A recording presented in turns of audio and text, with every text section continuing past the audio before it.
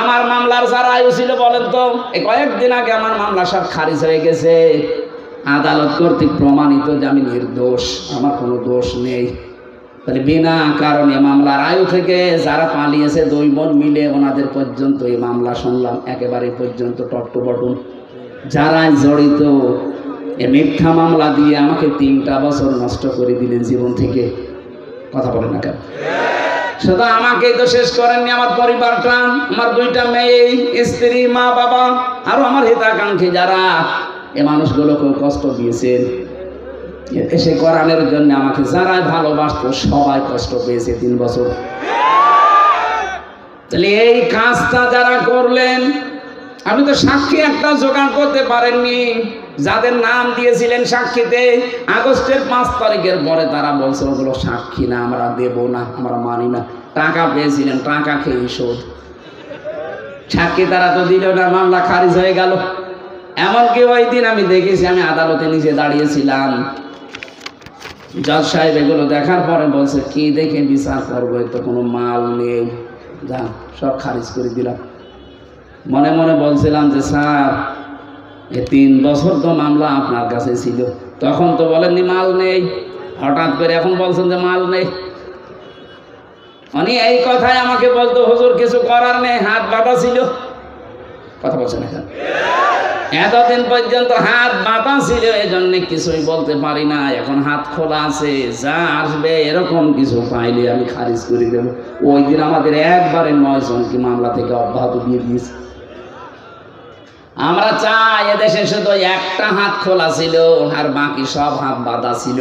এখন যেহেতু সব হাত খোলা আছে, এই জন্য কিছুটা ন্যায় বিচার পাওয়া যাচ্ছে। আগামীতে যারা আসবে, এদেশে সবার হাত যেন আবু সাঈদের মতো ভাবে খোলা থাকে। হাত খোলা থাকলে ন্যায় বিচার পাওয়া যাবে। এই যে যারা আমার মামলার আয়ু থেকে শুরু করে যারা জড়িত, এই মানুষগুলোর সাক্ষী আর কোনোদিন গ্রহণ করা হবে না। আর নিরপরাধ মানুষের প্রতি জঙ্গি মামলা দিয়েছিলেন, যেটা আমি জানি না। আপনি যদি আমাকে বলতেন যে এই শিবির করে, জামাত করে, তাও তো একটা মেনে নেওয়া যেত, তাও তো আমি সময় অ্যাক্টিভ ছিলাম না। আর আপনি আন্দাজে এমন মামলা দিলেন যে বলেন না আমি শুনিনি। যে যে অপরাধ করে না, ওই অপরাধে তাকে যদি কেউ অপরাধী মানায়, ওই অপরাধ যতদিন সে না করবে ততদিন তার মরণ হবে না। এই জন্য জঙ্গি নাটক যারা সাজিয়েছিলেন, আজ প্রায় সবগুলো তারা এই জঙ্গি মামলারই আসামি। বিশেষ করে কাউন্টার টেরোরিজমের ওই সময় যিনি প্রধান ছিলেন, ওর নাম মনিরুল। এই জঙ্গি শব্দটাকে পুঁজি করে দেশে বহু মানুষকে মাটির নিচে নিয়েছে, বহু মানুষকে জীবিত অবস্থায় চান কবজ করে ফেলেছে। এটা যারা সাজিয়েছিলেন, আজ দেখেন তারা এই মামলার আসামি। কোরআনের কথা যে কত বাস্তব, যে অপরাধ যে করে নাই তার উপরে যদি বিনা কারণে ওই দোষ কেউ চাপিয়ে দেয়, ওই দোষে আল্লাহ তাকে আগে দোষী করায়। এগুলো যারা জড়িত তাদেরকে আল্লাহ এই অপরাধী এখন বানাচ্ছে। আপনারা শিক্ষা নেবেন, আন্দাজে বিনা কারণে নিরপরাধ মানুষকে যেন উল্টা পাল্টা দোষ দেবেন না। কথা বলেন না কেন? এরপরও যদি কারো শিক্ষা না হয়, আমার মনে হয় ওর কপালে হেদায়াত আর নেই। তুমি যেহেতু সাক্ষী জোগাড় করতে পারো নাই, তোমার শাস্তি এখন হবে কি? 2 নম্বরে সামানিনা জালদা, 80টা বেত মারা হবে। জাল্লাদকে নিয়ে আসো। 80টা বেত চলছে, 79টা হয়ে গেছে, হাত খোলে না। জাল্লাদ বলে ইমাম কি করবো, আর একটা বাকি আছে। ইমাম সাহেব বললেন দাঁড়ান, আমি কোরআনের আয়াতে 100% বিশ্বাস করি। আল্লাহ পাক কোরআনে কারিমে জানিয়েছে, ওয়া তাম্মাত কালিমাতু রাব্বিকা সিদকাও ওয়া আদলা লা মুবাদদিলা লিকালিমাতি। আমি আল্লাহ কোরআনে যত কথা দিয়েছি সব সত্য। সব কি? আরো জোরে বলেন। 2 নম্বরে ইনসাফপূর্ণ। 3 নম্বরে কোনদিন আমার কোরআনের কথা কিয়ামত পর্যন্ত কোনো পরিবর্তন হবে না, রদ বদল হবে না। 80টা তো দিয়েছি, সামানিনা জালদা, জীবনও তো হবে না। 79টা হয়েছে, আর একটা বাকি আছে। ঠিক আছে মারো। আর একটা যখন মারা হয়েছে, সঙ্গে সঙ্গে হাত খুলে গেছে। আমি কি বোঝাতে চাইলাম বলেন তো? আন্দাজে একজনের উপরে বিনা কারণে দোষ চাপিয়ে দেবেন আর মনে করছেন আমার তো কিছুই হচ্ছে না। আপনি প্রকাশ্য পাপের বোঝা কিয়ামতে বহন করে নিয়ে বেড়াবেন। টের পাচ্ছেন কি বললাম? এরপরেও যদি আপনার বিবেকের এই দরজা না খোলে, কি কি দিয়ে আঘাত করলে খুলবে বলেন? আমরা সাবধান হব এখান থেকে। যেহেতু নসিহতমূলক কথা বলছি, এটা তো রাজনৈতিক মঞ্চ না। যারা ভুল করেছিলেন তাদের আমি পথ বললাম যে এইভাবে তাওবা করে ফিরে আসেন। আল্লাহ এরপরও যদি কাউকে পথ না দেখায়, এ দোষ কার? আল্লাহর দোষ। বারানি কারীম জানিয়েছে, ইয়া আইয়ুহাল্লাযীনা আমানু ইজতানিবু কাসীরাম মিনাল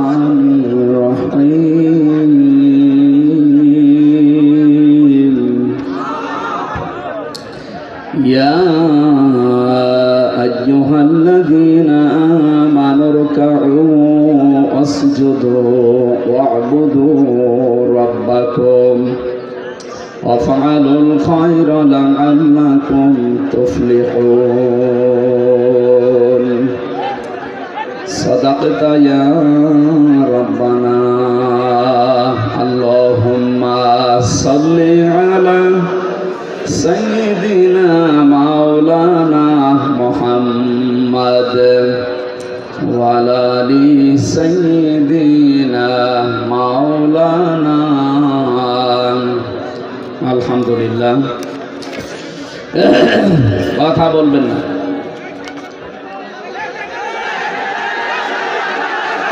আপনারা বারবার কি বলে যে বসেন না কেন? শেষ করি, এত দেরি করলে সমস্যা নেই, বসেন। আপনারা আওয়াজ দেবেন, তোমার নিয়ে আসলেন কেন? বসেন, আপনারা বসেন।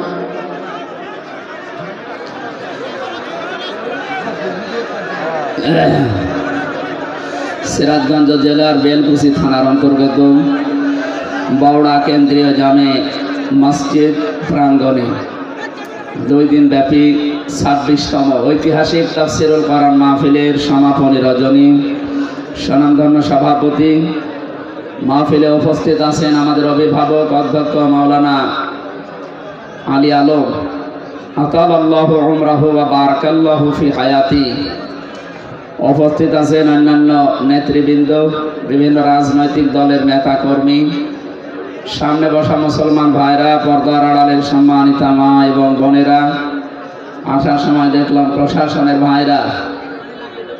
এতক্ষণ যারা আলোচনা রাখলেন, ইসলামিক চিন্তাবিদ জনাব মাওলানা কারি আব্দুল কুদ্দুস, আলোচনা রেখেছেন মাওলানা হুসাইন আহমেদ, সম্মানিত পরিচালক হাফেজ মাওলানা আব্বাস আলী, অন্যান্য নেতৃবৃন্দ। আল্লাহর দরবারে শুকরিয়া জানাচ্ছি, যিনি আমাদেরকে এখনো পর্যন্ত সুস্থ রেখেছে বিভিন্ন দিক থেকে। সবচাইতে বড় সুস্থতা মানুষের জন্য দরকার তার ইমানের সুস্থতা। এই সুস্থতা নিয়ে কোনো মানুষ যখন মরণের বিছানায় পড়বে, ফেরেশতারা তখন আসবে, দেখবে আপনি তজ্জিব কিনা। কোরআনে কারিমে আমি পড়েছি, সূরা নাহলের 32 নম্বর আয়াত। আল্লাহ পাক বলেন, আল্লাযীনা তাতাওয়াফাহুমুল মালাইকাতু তাজ্জিবিনা ইয়াকুলুনা সালামুন আলাইকুম উদখুলুল জান্নাতা বিমা কুনতুম তা'মালুন। ফেরেশতা একজন দুইজন না, মালাইকা বহু বচন। এটা ফেরেশতা মণ্ডলী আসবে আপনার কাছে। তাজ্জিবিনা এই শব্দের ব্যাখ্যায় মুফাসসিরিন ইকরাম লিখেছেন, এটা শুধু শরীরের পবিত্রতা না, শুধু দেহের পবিত্রতা না, শুধু এই পোশাকের পবিত্রতা না, চিন্তা ভাবনা, বিশ্বাস এবং আকীদার পবিত্রতা করা লাগবে আপনাকে। দুঃখজনক হলেও সত্য, আমার যতটুকু লেখাপড়া আছে, আমার এই জ্ঞান অনুযায়ী আমি যেটা দেখতে পাচ্ছি, একটা মাজলুম দলের উপরে আকীদা এই শব্দটা নিয়ে জুলুম করা হচ্ছে। বিশেষ করে বাংলাদেশ, এই দেশে। আমি অন্যান্য দেশে যেয়ে পাইনি, ভারতে গেছি বহু জায়গায়, না এ শব্দ তারা তোলে না। পাকিস্তানে গেছি, পাইনি।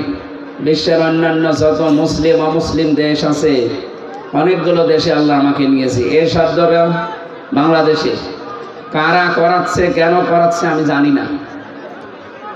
আপনারা আকীদার প্রশ্ন তোলে, এই শব্দ নিয়ে মানুষকে ভুলভাল বুঝিয়ে এদের উপর একটা জুলুম করছে। আকীদা যদি এদের খারাপ হবে, এদের নিবন্ধন বাতিল হয়ে গেল কোন কারণে? এদের আকীদা তো ওইটা, কোরআনে কারিমে আল্লাহ আন্নাল কুওয়াতা লিল্লাহি জামিআ দিয়েছেন, সব ক্ষমতার উৎসকে বাংলাদেশ জামাত ইসলামী। এটা রাজনৈতিক মঞ্চ না, কিন্তু একটা বিষয় পরিষ্কার করার জন্য বলছি। এই দলীয় গঠনতন্ত্রে এদের এই কথাটা লেখা ছিল যে ক্ষমতার উৎস জনগণ নয়, ক্ষমতার উৎসকে।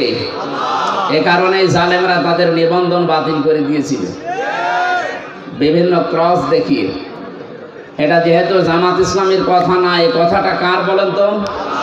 বহু জায়গায় আল্লাহ ডাইরেক্ট ইনডাইরেক্ট দিয়েছেন, কুলিল্লাহুম্মা মালিকাল মুলক, ক্ষমতার উৎসকে।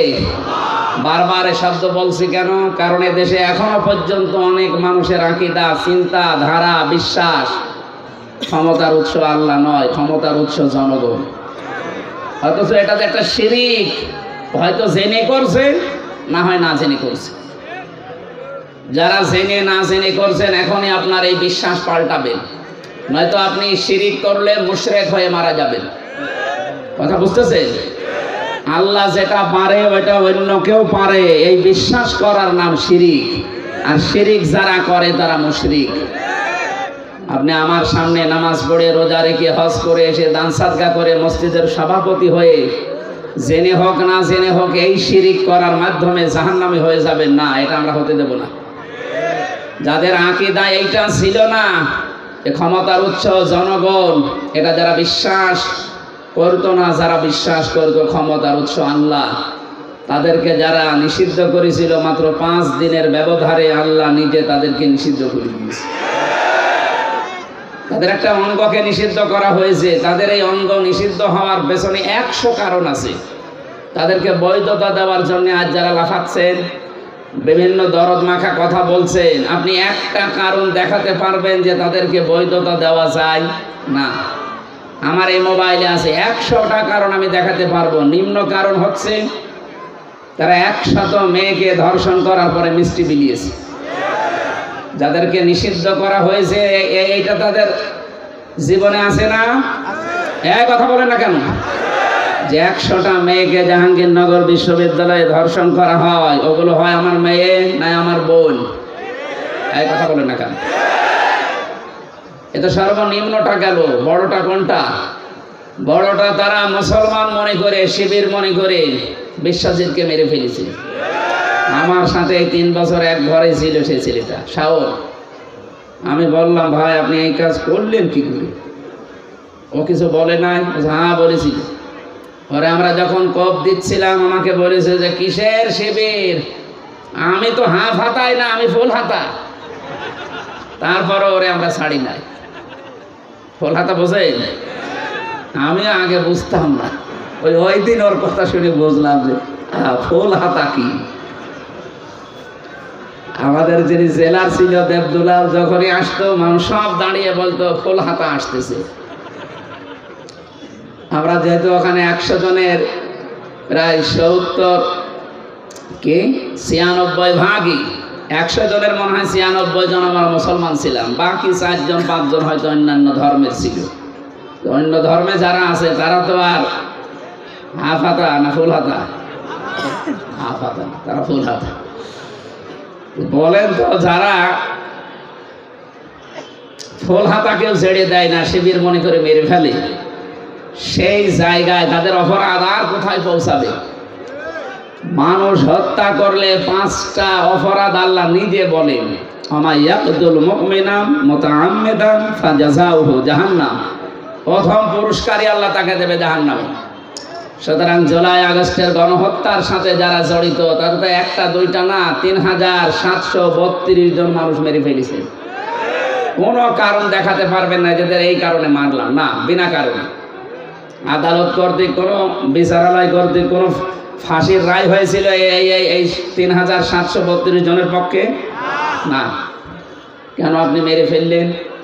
যারা এর সাথে জড়িত, টপ টু বটন যেই হোক, হয় কেউ ডাইরেক্ট কেউ ইনডাইরেক্ট, প্রত্যেকের পুরস্কার আল্লাহ দেবেন জাহান্নামে। আমরা অনেকে এই মনে করে আসি যে যাবো না 5 বছর থাকবো, জাহান্নামে যাওয়ার পর আবার বের করে দেবে। আল্লাহ পরের শব্দ দিয়েছেন খালিদান ফিহা, 2 দিন পরে বের হবে না, স্থায়ীভাবে থাকা লাগবে। এই খালিদান ফিহা স্থায়ীভাবে থাকা লাগবে কতদিন এটা আর বলা নেই। বলেন তো, এটা আর বলা নেই। ফাঁসির যাদের রায় হয়, যে মানুষগুলো যাবজ্জীবন পায়, এ সর্বনিম্ন 30 বছর জেল খাটা লাগে, কাজকর্ম করে দিলে 22 বছর, এর নিচে নেই। 22 বছর আপনাকে খাটাই লাগবে। তাও তো একটা নির্দিষ্ট মেয়াদ আছে যে 22 বছর বা 30 বছর পর আপনি বের হবেন। খালিদান ফিহার ভেতরে কিছুই নেই যে কবে আপনি বের হবেন। আরো কড়া কথা আছে এই খালিদান ফিহার পক্ষে, ইউরিদুনা ইয়াখরুজু মিনান নার ওয়া মা হুম বিখারিজিনা মিনহা ওয়া লাহুম আযাবুম মুকিম। এই মানুষগুলো চেষ্টা চালাবে বের হওয়ার জাহান্নামের আগুন থেকে, আল্লাহ আবার ফিরিয়ে দেবেন। শুধু ফিরিয়ে দেবেন এতটুকু আল্লাহ বলেননি, ওয়া লাহুম আযাবুম মুকিম, স্থায়ী আযাব দেবেন তাদের উপর। বের হওয়ার চেষ্টা করলে আযাব বেড়ে যাবে। আফামান হাক্কা আলাইহি কালিমাতুল আযাব আফা আনতা তুনকিযু মান ফিন নার। আমি আল্লাহ যাকে নির্ধারিত শাস্তি লিখে দিয়ে জাহান্নামে পাঠিয়ে দিয়েছি, হে নবী আপনি কি পারবেন ওকে জাহান্নামের আগুন থেকে বের করে নিয়ে আসতে? তার মানে এরকম অপরাধে যারা অপরাধী, বিশেষ করে 3টা, তার ভেতরে মানুষ হত্যা একটা, আরো 2টা আমি বাকি পরে বলবো। যারা মানুষ হত্যার সাথে জড়িত, সে যেই হোক, বিশ্বাস করেন কোরআনে কারীম জানাচ্ছে তাদেরকে স্থায়ীভাবে জাহান্নামে থাকা লাগবে। কোন বাবা, কোন পীর সাহেব আপনাকে বাঁচাতে পারবে না। আল্লাহ এতটুকু যদি শেষ করে দিতেন, তাও তো আমরা আয়াতটা অন্তত এ পর্যন্ত বলে শেষ করতাম। এর পরের শব্দগুলো আরো কঠিন। আল্লাহ পাক বলেন ওয়ালা আনাহু, আমি নিজে তাকে লানত দেব। আগাদিবাল্লাহু আলাইহি, আমি নিজে আল্লাহ তার উপরে রেগে থাকবো। ওয়া'আদ্দা লাহু আযাবাম মুহিনা, আযাবান আযীমা, যন্ত্রণাদায়ক শাস্তি আমি আল্লাহ তার জন্য রেডি করে রাখলাম। জোরে বলেন নাউজুবিল্লাহ। আমার আফসোস হয় তাদের জন্য যারা ইচ্ছাই হোক অনিচ্ছাই হোক এই মানুষ হত্যার সাথে যারা জড়িত ছিলেন। পৃথিবীর বিষয়টা বলছি এই কারণে, এখন এদের যদি বিচার করা না হয়, আগামীতে যারা চেয়ারে বসবে এরা আরো বেপরোয়া হবে। এই জন্য 165টার উপরে মামলা হয়েছে, যারা পালিয়ে গেছে 2 বোন একসাথে, তাদের নামে আমরা চাই যে ট্রাইব্যুনাল গঠন হয়েছে খুব তাড়াতাড়ি ডক্টর মোহাম্মদ ইউনূসের মাধ্যমে খুব তাড়াতাড়ি বিচারটা শেষ করেন। আগামী যারা দেশে আসবে ক্ষমতার চেয়ারে, তারা চিন্তা ভাবনা করে চেয়ার চালাবে। আর এটা যদি না হয়, এই হত্যা আপনি কিয়ামতের আগে আর বন্ধ করতে পারবেন না। কারণ মানুষ মনে করবে যে এরকম হয়। এই জন্য আমরা চাই দেশকে শান্তি, স্বস্তি, নিরাপত্তা দেওয়ার জন্য এদের বিচার খুব তাড়াতাড়ি করা হোক। কথা বলেন না কেন? যারা মানুষ হত্যার সাথে জড়িত ছিল না, তাদেরই হত্যার বিচার করে আপনি বিদায় করে দিলেন। আর যারা সরাসরি বিচার করার জন্য একেবারে উপযুক্ত, আপনি নিজের জ্ঞান থেকে একেবারে বিবেক দিয়ে বলেন, যাদের বিচার করা হয়েছিল মানুষ হত্যার দায়ে, ধর্ষণের দায়ে, সাক্ষী ছিল না, সোনা সাক্ষী ছিল। জন্ম নিয়েছে 75-এ, সাক্ষী দিয়েছে 71-এ, এরকম ছিল না? কিন্তু এখন যাদের বিচারের জন্য আন্তর্জাতিক অপরাধ ট্রাইব্যুনাল সাজানো হয়েছে, একটারও সোনা সাক্ষী লাগবে না, সব দেখা সাক্ষী। হাজারো প্রমাণ হাতে নিয়ে ঘুরতেছে বাংলাদেশের বহু মানুষ। শুধু ডাকবেন, পিপিলিকার মতো চলে যাবে। এই জন্য আমরা চাই আগামী বাংলাদেশ নিরাপদ। যদি আমরা উপহার দিতে চাই, যে নিরাপত্তা দিতে চাই, এই হত্যার সাথে যারা জড়িত খুব তাড়াতাড়ি তাদের বিচার করি, এইটা ক্লোজ করেন। এই কথা বলেন না কেন?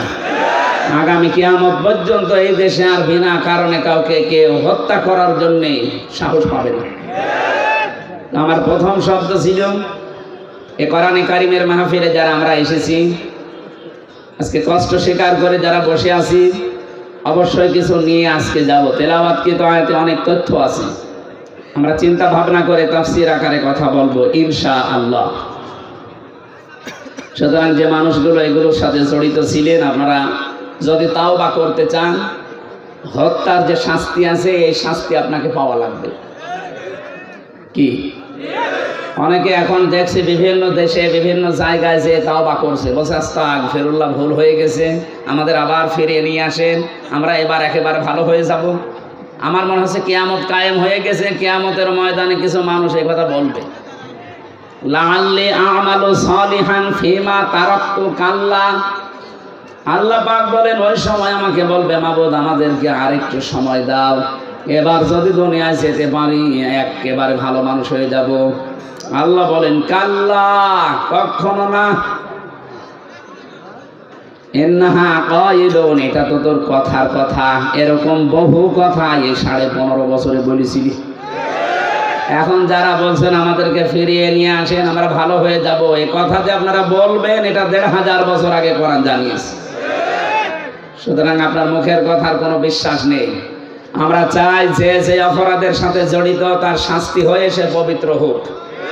সুতরাং আস্তাগফিরুল্লাহ হবে না, অপরাধ যার কাছে ক্ষমা চাবেন তার কাছে।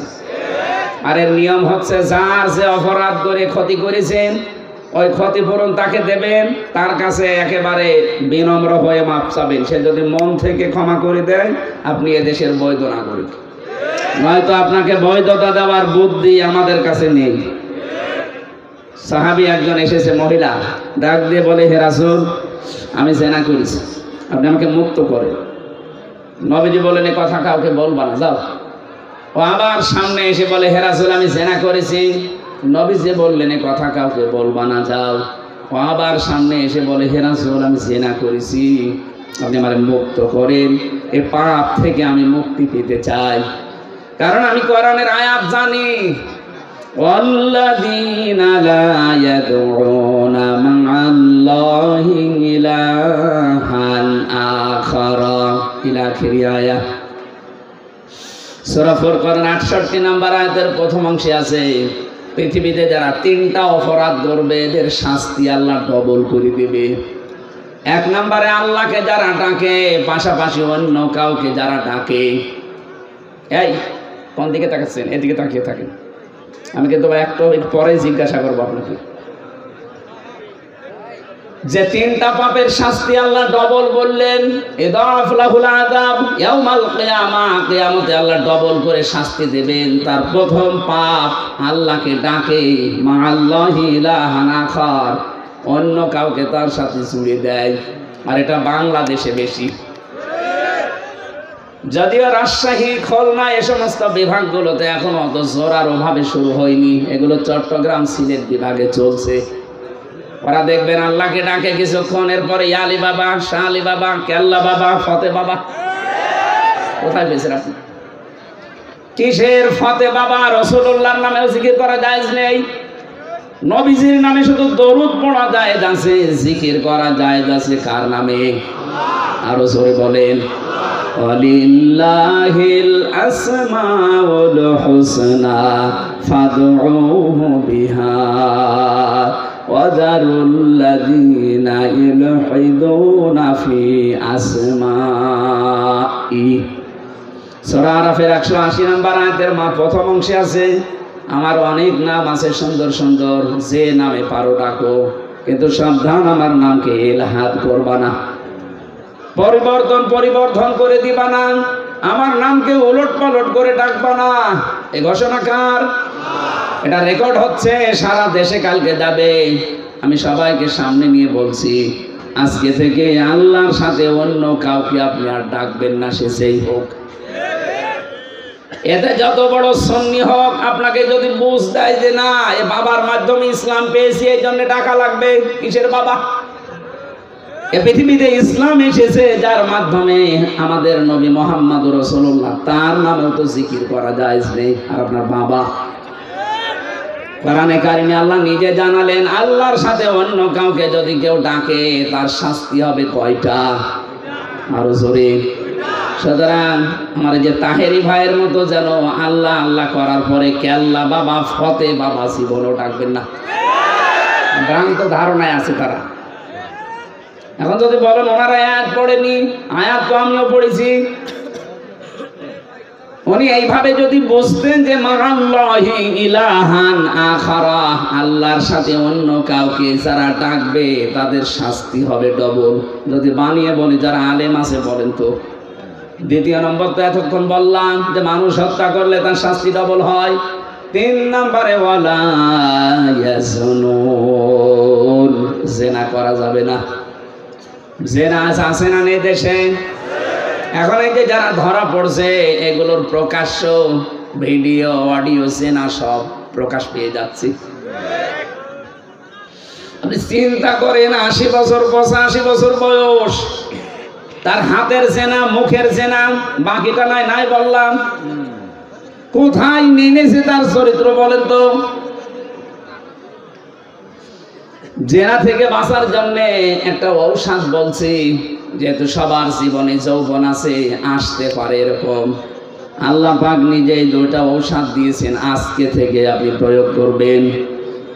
সূরা নূর 30 নম্বর আয়াত, কুল্লিল মুমিনিনা ইয়াগুদ্দু মিন আবসারিহিম ওয়া ইয়াহফাযু ফুরুজাহুম যালিকা আযকা লাহুম ইন্নাল্লাহা খাবীরুম বিমা ইয়াসনাউন।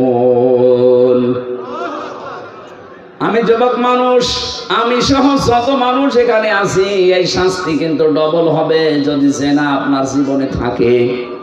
1 নম্বরে, হে নবী আপনি মুমিন না পুরুষদেরকে বলেন তারা যেন চক্ষুনি নিম্নগামী করে রাখে পরনারী থেকে। তাহলে আজকে থেকে ওষুধটা অ্যাপ্লাই করবেন। পরনারী দেখলেই চোখ নিম্নগামী হয়ে যাবে, সে যত সুন্দরী হোক আর কালো হোক। কথা বলেন না কেন? 2 নম্বর, ইয়াহফাযু ফুরুজাহুম, তাদের লজ্জা স্থানকে তারা যেন হেফাজত করে। এই 2টা কাজ যদি আপনি করতে পারেন, যালিকা আযকা লাহুম, এইটাই সবচাইতে পবিত্র পন্থা। আপনাকে বাকিটা আল্লাহ করবে। আমি সহ যারা আছি আজকে থেকে পরনারী, সে মোবাইলে দেখেন, কম্পিউটারে দেখেন আর চোখের সামনে দেখেন, যেখানেই দেখবেন চোখ নিম্নগামী হবে না, আরো খুলে রাখবেন। বলেন। সুতরাং এই মুহূর্তে যাদের মোবাইলে এরকম কিছু আছে যেটা দেখলে আনন্দ লাগে, অন্য কেউ দেখলে লজ্জা লাগে, এই মুহূর্তে ডিলিট করা লাগবে। এরকম কোন মহিলার ছবি, ড্যান্স, অর্ধ উলঙ্গ উলঙ্গ যে সিনেমাগুলো যা আছে, যার কাছে যা আছে এই মুহূর্তে ডিলিট করেন। করেন তাড়াতাড়ি করেন, 30 সেকেন্ড সময় দিন, নেন। না ওয়াজ কিসের? ওয়াজ শুনতে এসেছে, এক্ষুনি আমল করা শুরু করা। অন্তত এখন যদি লজ্জায় কেউ নাও করেন, বাড়ি যাওয়ার সময়, বাড়ি যাওয়ার আগে সব ডিলিট করে বাড়ি যাবেন। কারা কারা হাত তোলেন তো? এই দেখেন উল্টা পাল্টা লোক এখানে আছে, আমি জানি।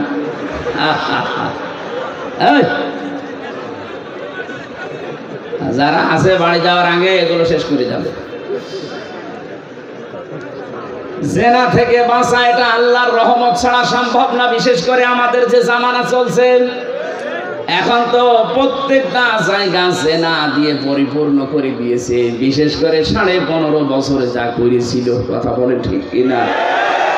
জাতিকে আমাদের বাঁচাতে হবে।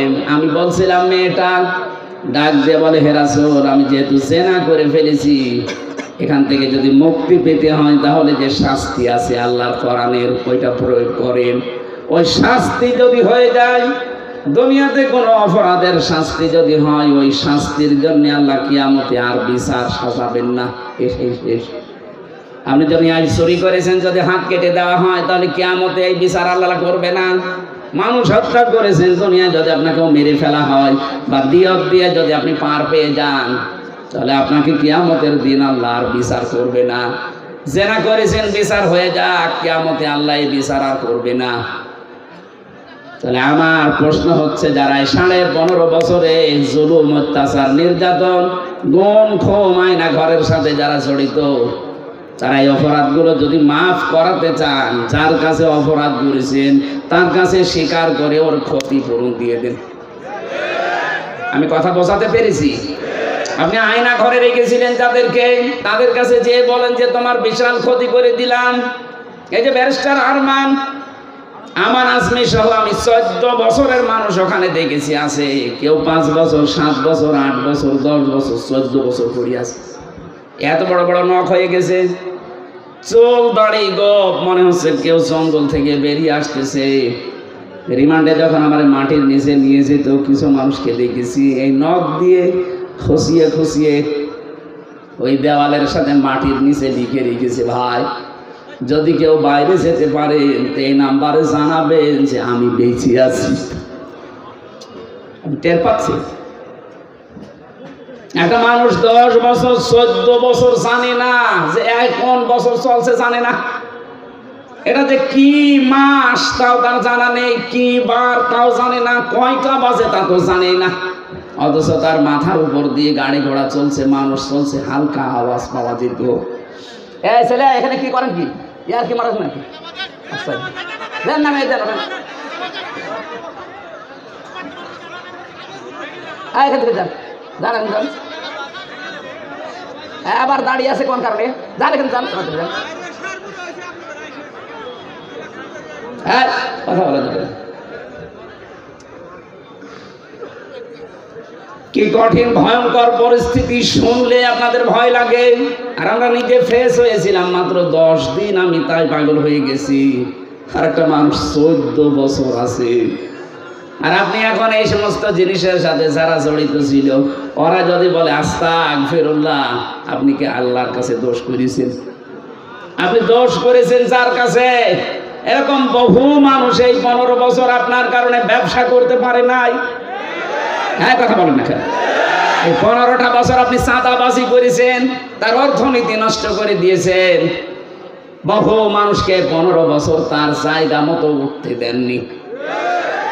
এটা বানিয়ে বললাম? বহু মানুষ উপরের চেয়ারে ওঠার কথা ছিল, আপনি এই 15 বছরে তাকে উঠতে দেননি। আজ ডক্টর মোহাম্মদ ইউনূস চরিত্রবান মানুষ চাচ্ছে। চরিত্রবান মানুষ দেন, আমি বিভিন্ন জায়গায় বসাবো।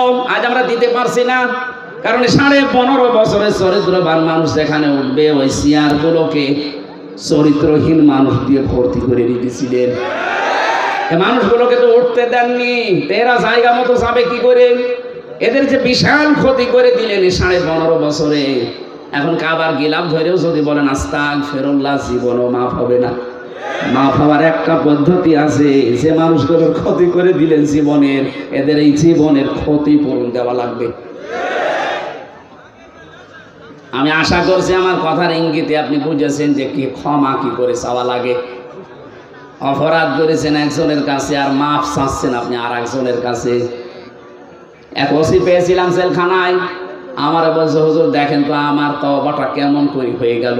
কি সেই যে নির্বাচন কেন আমি বাইরে ছিলাম, আমার যে কনস্টেবল আছে, আমার যে এসআই আছে, এসআই আছে, দারোগা আছে, যা এদেরকে নিয়ে আমি আল্লাহর রাস্তায় ভোট কাটা আরম্ভ করলাম।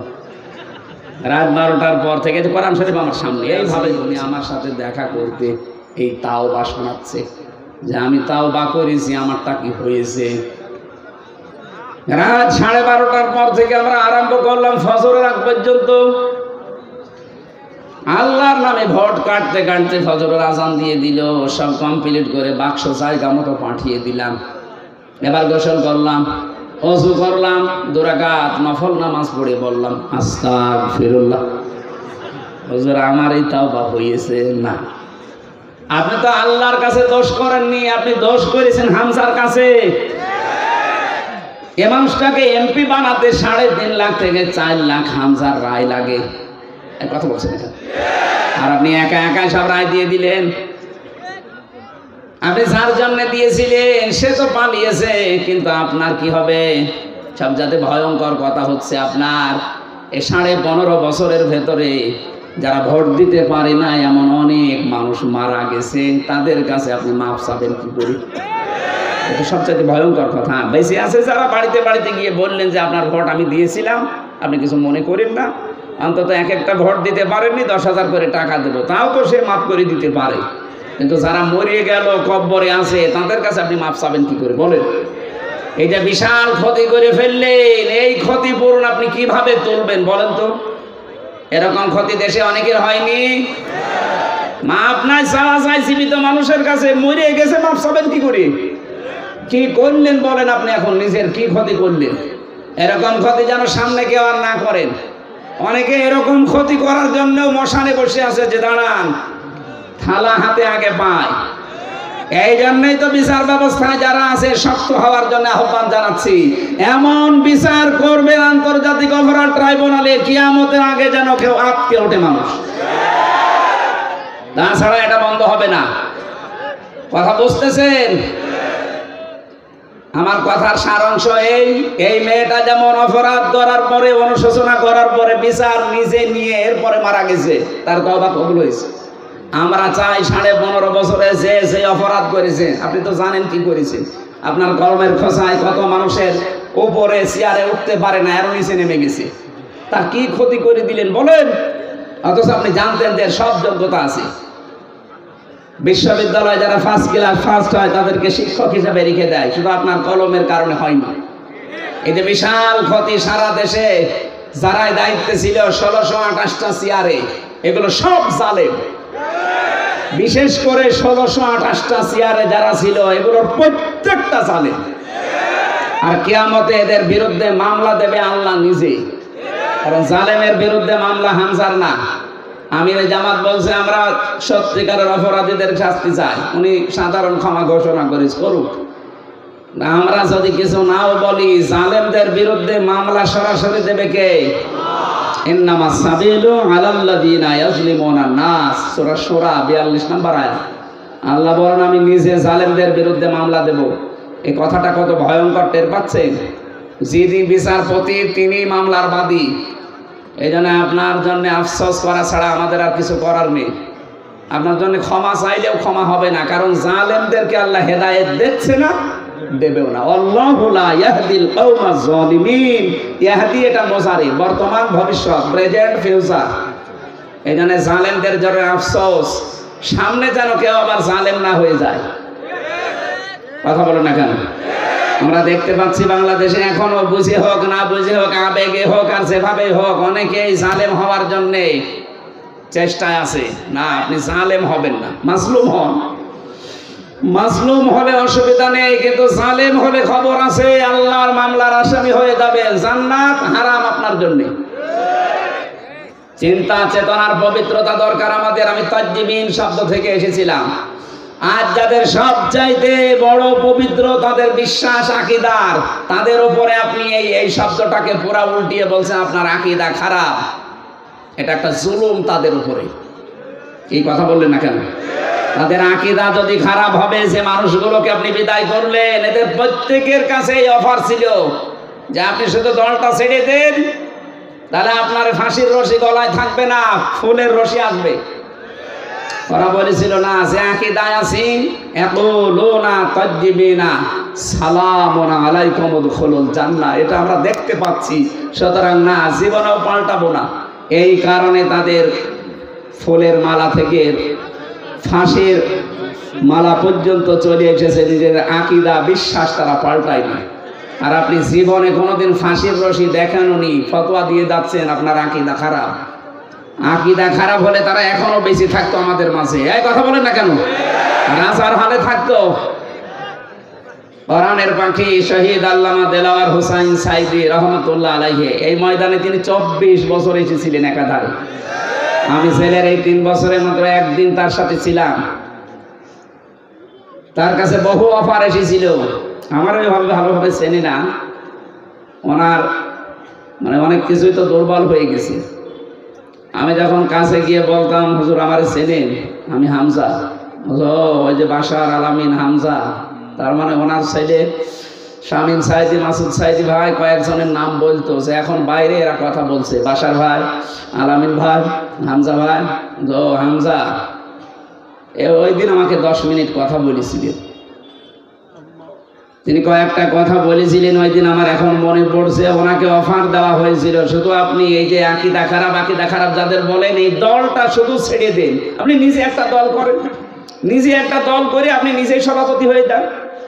বাংলাদেশে বহু দল এরকম আছে না, দুনিয়ার স্বার্থ পেয়ে নিজে দল খুলেছে, খালি নিজের সভাপতি আর ছেলে সেক্রেটারি, আর কেউ নেই।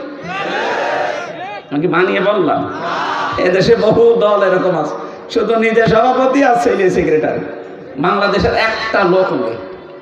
উনি যদি নিজেও এই দলটা খুলে সভাপতি হতে, নিজে সভাপতি ছেলে সেক্রেটারি না, লক্ষ লক্ষ মানুষ পেতেন। সে বুঝে হোক আর না বুঝে হোক, এক কথা বলে না কেন? কিন্তু আকীদা খারাপ, এই জিকির করে করে এদের ওপর আপনি জুলুম করছেন, আপনি থামবেন। আমি জানি আপনার পরিবর্তন হবে না, কারণ আপনার অন্তরে মোহর মারা। যারা নির্দোষ মানুষের উপরে কোনো দোষ চাপিয়ে দেয়, ভালোভাবে শুনবেন, যারা নির্দোষ মানুষের উপরে কোনো দোষ চাপিয়ে দেয়, সে যেন নিজে প্রকাশ্য পাপের বোঝা বহন করে ঘুরে বেড়ায়। সুতরাং বাংলাদেশে বহু আলেম ওলামা, বহু আল্লামা এরকম বাংলা শিক্ষিত মানুষের প্রতি, এই যে সোহেল ভাই জীবনে মাদ্রাসায় পড়েছে, এরকম একটা বাংলা শিক্ষিত মানুষদের আকীদার উপরে আপনি আন্দাজে মিথ্যা তহমত দিয়ে দিলেন যে ওর আকীদা ভালো না। সূরা নিসা 112 নম্বর আয়াত অনুযায়ী আপনি পাপের বোঝা কিয়ামতে বহন করে নিয়ে বেড়াবেন। হ্যাঁ, দুনিয়াতে আল্লাহ শাস্তি আপনাকে দেবে, ওই ব্যবস্থা এখন আল্লাহ করছে না। তাই ইমাম আহমদ ইবনে হাম্বলের জামানায় আমরা দেখেছিলাম, কিতাবে পড়েছি, দুই মহিলা, একজন মারা যাওয়ার পরে আরেকজন এসে লাশ ধোয়াতে গিয়ে এই হাত আটকিয়ে গেছে তার রানের উপরে। কয়েক ঘন্টা পর্যন্ত আর নড়াচড়া নেই, হাত তুলতে পারে না। এলাকার যিনি ইমাম তাকে বলছে কি করা যায়। উনি গ্রাম্য মানুষ, ফতোয়া দিয়েছে এক কাজ করেন, জীবিত মানুষের হাত তো কাটা যাবে না, মেয়ে লোক যেটা মরে গেছে ওনার ওই জায়গায় চামড়া কেটে ফেলে। কিন্তু এমন জায়গা এই রানের উপরে, নাভির নিচে হাঁটুর উপরে, এই জায়গায় এই কাজ করলেও হতো। কিন্তু যিনি মারা গেছে তার স্বামী বলছে না, আমার স্ত্রী মরে গেছে আর এখন চামড়া কাটবেন, মানে দরকার হয় জীবিত মানুষের হাত কেটে ফেলে। জীবিত মানুষের স্বামী যে আছে, কি বলেন, আমরা আসলাম উপকার করার জন্য, আর এখন আমাদেরই আপনি ক্ষতি করবেন না। আমার স্ত্রী ভালো মানুষ, নেককার মানুষ, আমি আমার স্ত্রীর হাত কাটতে দেব না। আর একটু বড় ইমামের কাছে গেছে, আর একটু বড় জায়গায় গেছে, শেষ পর্যন্ত ওই দেশের প্রধান বিচারপতি ইমাম মালিক মদিনাতে থাকেন, তাকে ঘোড়ায় চড়ে প্রায় 80 কিলোমিটার দূরে এই ঘটনা নিয়ে আসলেন। ইমাম মালিক পর্দার আড়াল থেকে জিজ্ঞাসা করলেন, আমি ঘটনা বলার জন্য না, দুইটা শিক্ষা দেওয়ার জন্য, খুব খেয়াল করে শুনবেন, আমাদের এখানে বহু মানুষের এরকম গোনা হচ্ছে, তাই বলছি।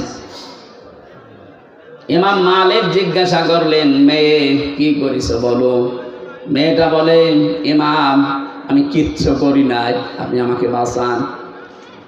ইমাম বলে, হ্যাঁ আমি বাঁচাতে পারি, যা যা হয়েছে তাই তাই তোমাকে সত্যি বলা লাগবে। বলে, হ্যাঁ আমি সব বলবো, বলো। আমি আসলাম বাড়ি থেকে, মেয়েটাকে চাদর দিয়ে চারদিকে ঘিরে নেওয়া আছে, তার প্রসাব পায়খানা পরিষ্কার করিয়ে আমি শুধু রানের উপরে হাত দেওয়ার সময় একটা মন্তব্য করেছিলাম। মন্তব্যটা এই, মারা যাওয়ার কিছুদিন আগে একটা পুরুষের সাথে বাড়িতে ঢুকতে দেখেছিলাম আমি, কিন্তু পুরুষটা কে এটা আমি ধারণায় আমার আসে নাই, চিন্তায় আসে নাই। পরবর্তীতে এই যে হাত লেগে যাওয়ার পর যখন সব দিকে হইচই পড়ে গেছে, তখন তার ছেলে আর স্বামীকে জিজ্ঞাসা করা হয়েছে যে এই কাজটা আমি করে ফেলেছি। আমি কিন্তু একটা ধারণা করেছিলাম এই মহিলার উপরে। কিছুদিন আগে, খুব বেশি হলো আজকে থেকে 7 দিন আগে, একটা পুরুষের সাথে তাকে আমি বাড়িতে প্রবেশ করতে দেখেছি। আমি ধারণা করেছিলাম তোমার উপরে তো ফিটফাট ভালোই লাগে, ভেতরে চরিত্র এত খারাপ এ পুরুষের সাথে, অথচ এটা ছিল তার আপন ভাইয়ের ছেলে। ভাইয়ের ছেলে, তার জন্য কি হয় বলেন তো? ফুফু। কি হয়? 14 জন পুরুষের সাথে একজন মহিলার দেখা করা যায় যাচ্ছে, তার ভেতরে এটা একটা। কথা বলেন না কেন? 14 জন পুরুষের সাথে একজন মহিলার দেখা করা যায় যাচ্ছে, তার ভেতরে এটা একটা। নিজের আপন ভাইয়ের ছেলে, আপন বোনের ছেলে, এদের সাথে দেখা করা ফুফুর জন্যে, খালার জন্যে জায়েজ নেই? বলেন বলেন। তা আমি তো পর পুরুষ মনে করে আন্দাজে ধারণা করেছি, নিক্ষেপ করার কারণে আমার মনে হয় আল্লাহ হাত আটকিয়ে দিয়েছে। ইমাম মালিক বললেন, হ্যাঁ এটা আমি ধারণা করছি। কোরআনে কারিম এরকম একটা কথা আল্লাহ জানিয়েছেন, অমাইয়াকে সেবে খতিআতান আও ইসমান সুম্মা ইয়ারমি বিহি বারিআন ফাকাদ ইহতামালা বুহতানা ওয়া ইসমাম মুবিন। দুনিয়াতে এমন বহু মানুষ আছে নিজে পাপ করে, নিজে অন্যায় করে, আর অন্যায়টা যখন সংগঠিত হয়ে যায় তখন একটা নিরপরাধ ভালো নির্দোষ মানুষের ওপরে দোষটা চাপিয়ে নিজে ভালো সাজে। সে যেন প্রকাশ্য পাপের বোঝা বহন করে নিয়ে বেড়াচ্ছে। আমার তো এই আয়াত পড়ার পরে মনে হচ্ছে বাংলাদেশে বিশেষ করে 15.5 বছরে বহু মানুষ এই আয়াতের সাথে 100% মিলে যাচ্ছে। নিজে অন্যায় করে, নিজে রাতের বেলা গাছ কাটে, নিজে রাতের বেলা গাড়িতে আগুন লাগায়, আর ভালো মানুষের ওপরে দোষটা চাপিয়ে তাকে ধরিয়ে দেয়। কথা বলে না কেন? ভালো মানুষ ঘুমিয়ে আসি ঘরে, চোখ খুলে দেখছি থানার হাজতে, কি গো তুই গাছ কেটেছিস? কখন? স্বপ্নে।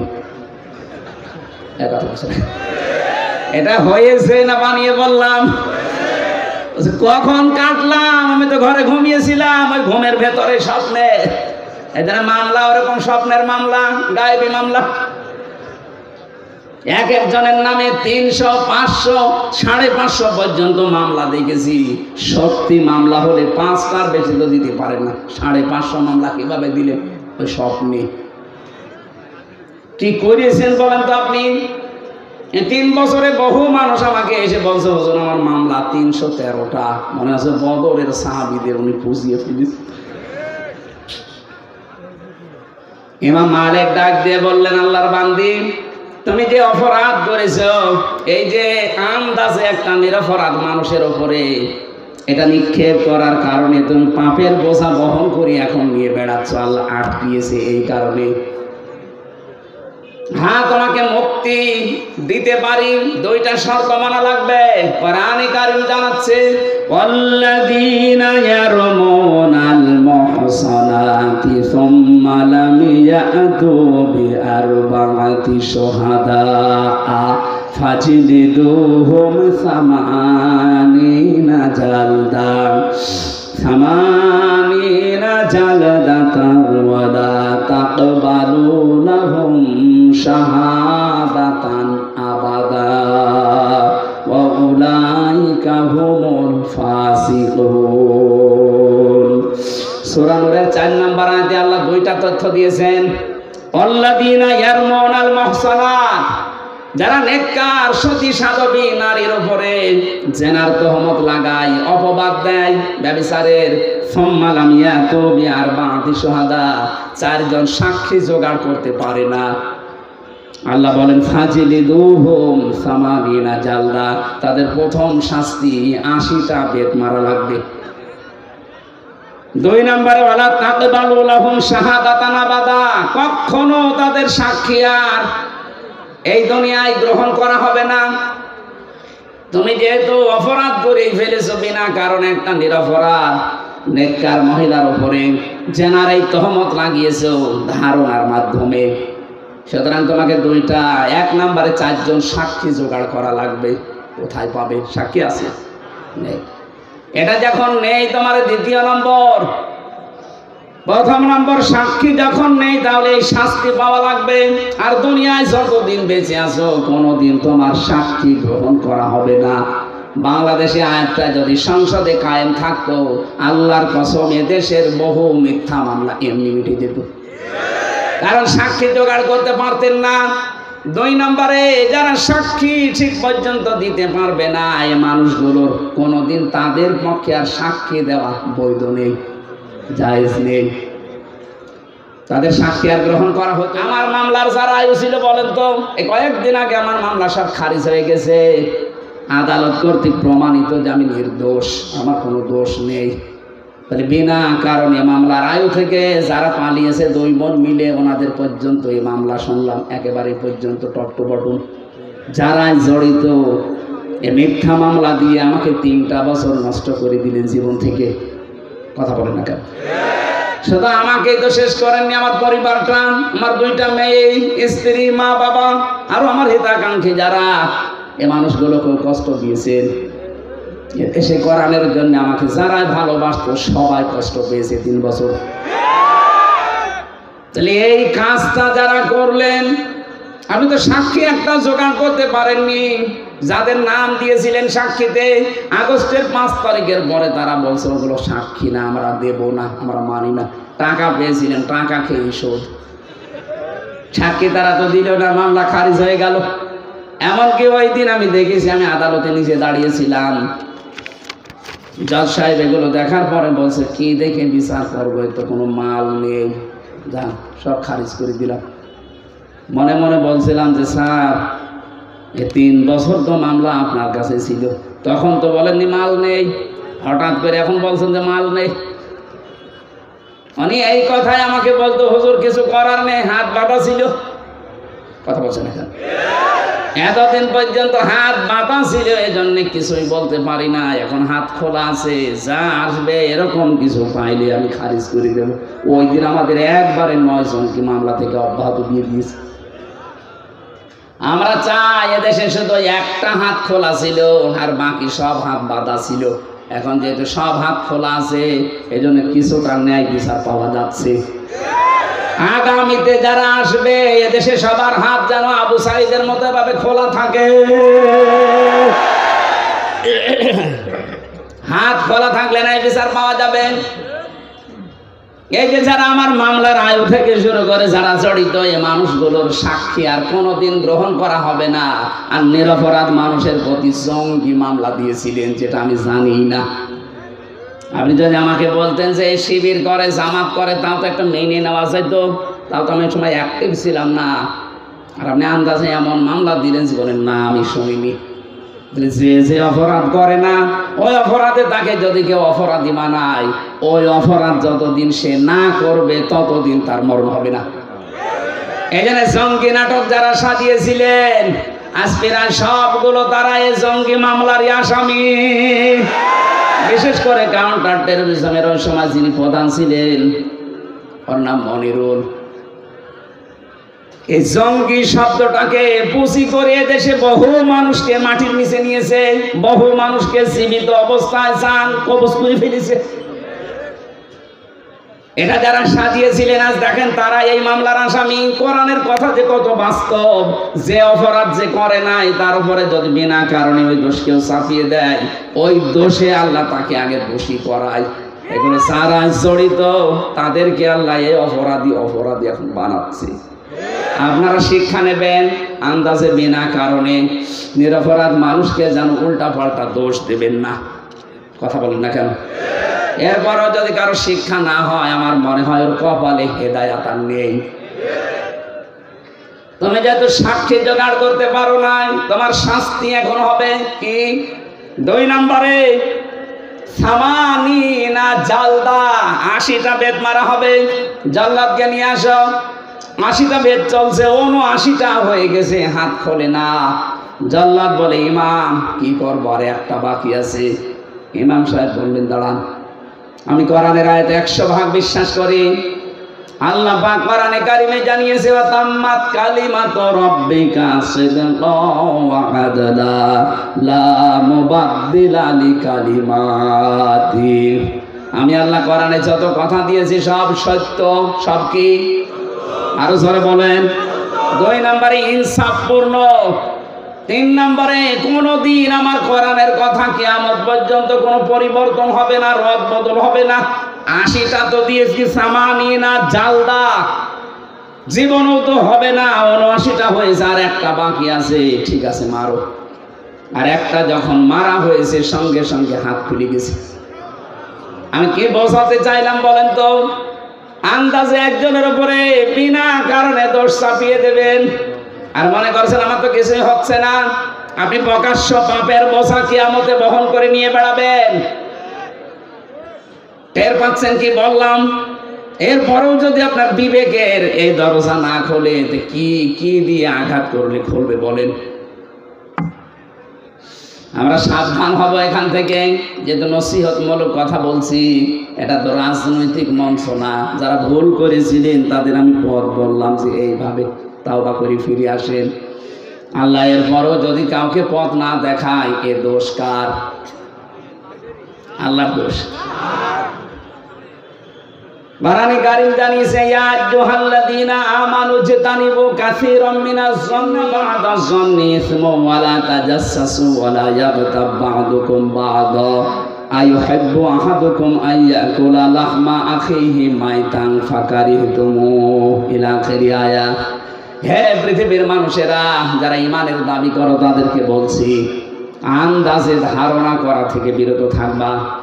আর এইটা করে করে আমাদের জীবনটাই 15.5 বছরে বিষিয়ে তুলেছিল।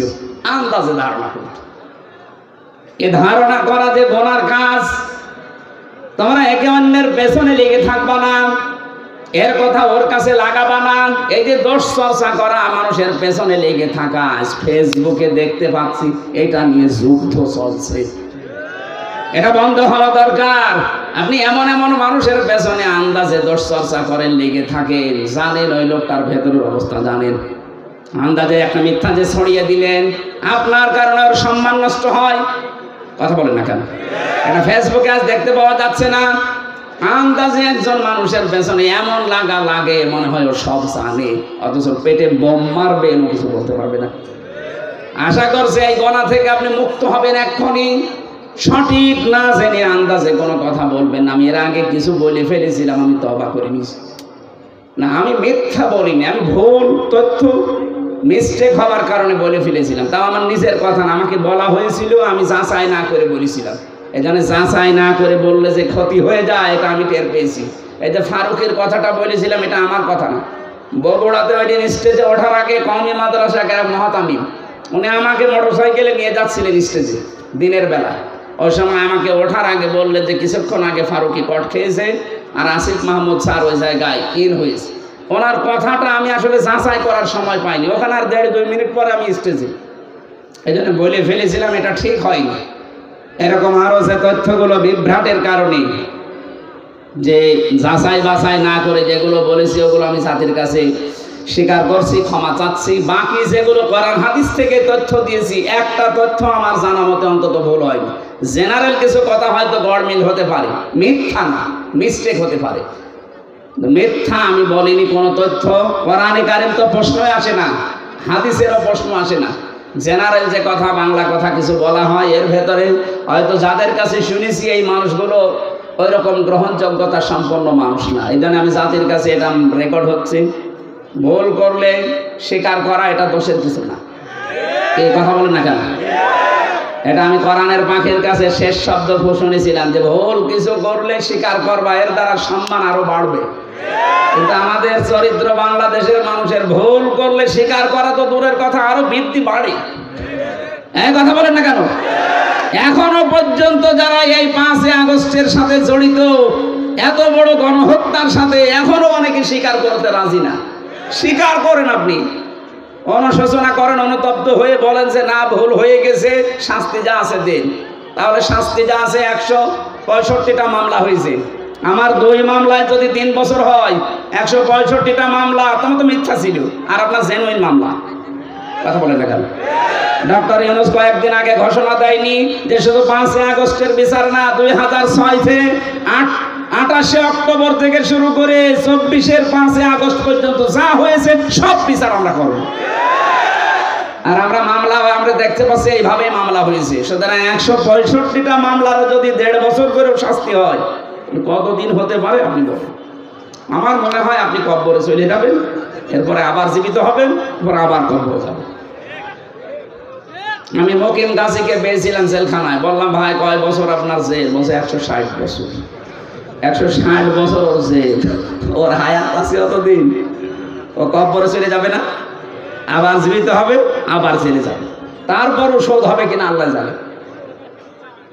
তা আপনি যা করেছেন যদি সত্যিই অনুশোচনা আসে আপনার ভেতরে, আমি যেমন ভুল করেছিলাম আমি স্বীকার করলাম, আপনি ভুল করেছেন, বলেন যে হ্যাঁ এই যে 3000, 2000 কে 3732 জন মানুষ হত্যার সাথে আমি জড়িত, আমার নির্দেশে 6 সাল থেকে আরম্ভ হয়েছে, বলেন না কেন? অসুবিধা কি? কারণ আপনি তো বলেছিলেন লগে বইটা নিয়ে আসো। এরা তো আর এমনি যেতে চায়নি, আপনি বলেছিলেন, এরা নিয়ে গেছে, আপনি হুকুমের আসামি। এই কথা বলছেন না কেন? এটাকে আমি মিথ্যা বলছি না সত্য? এটা একেবারে পানির মতো স্বচ্ছ দেখা যাচ্ছে। এক হিন্দু ড্রাইভারকে পেয়েছিলাম ওই 7 সালে, 6 সালের ঘটনার পরে। এখান থেকে যাচ্ছিলাম সিরাজগঞ্জ গোল চত্বর থেকে, মাহফিল ছিল আমার এই যে রায়গঞ্জ না রায়পুর আছে, এখানে ছিল। ওনারা মোটর সাইকেলে দিয়ে গেল এই মোড়ে, তখন বাসে আসতাম। তখন কেবল দাখিল পরীক্ষা দিয়ে আলেমে পড়ি, এই সময় ওই ছোটোখাটো মিলাদ পড়তাম। আমারে নিয়ে বাসে তুলে দিল। বাসের গাড়ির ড্রাইভার এই যে নাটোর রোডে, এই বনপাড়ার এই রোডে যাওয়ার সময় রাস্তার মাঝে একটা কুকুর মরিয়ে পড়ে আছে। কুকুরের ওপর দিয়ে না দিয়ে বাম দিয়ে দিল, গাড়ি ঝাঁকি দিয়েছে। ড্রাইভারকে বললাম আপনি এমন করলেন, এখনই তো উল্টিয়েছি। আমার বসে দেখছেন একটা কুকুর মরিয়ে পড়ে আছে, আমি আবার ডবল করে চাকা দেবো, আমার বিবেক নেই। আমি বললাম আরে ভাই তো মরা কুকুর, একে মেরে ফেললে কি আর না মারলে কি? ড্রাইভার আমার দিকে ঘুরে বলছে হুজুর আপনি কি আসলে হুজুর নাকি বেল্ট ধরেছে? আপনি কেমন হুজুর? দেখছেন যে একটা মরা কুকুর পড়ে আছে, আমি ডবল করে গাড়ির চাকা চালাবো, আমার বিবেক নেই? হ্যাঁ, আপনার নাম কি?